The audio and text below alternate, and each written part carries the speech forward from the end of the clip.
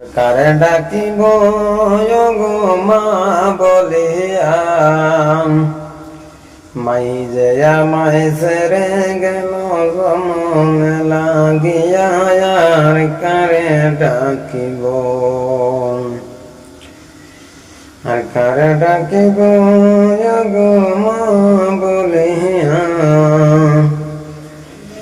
মাই যে আমায় ছেড়ে গেল জনমে লাগিয়া, আর কারে ডাকিব।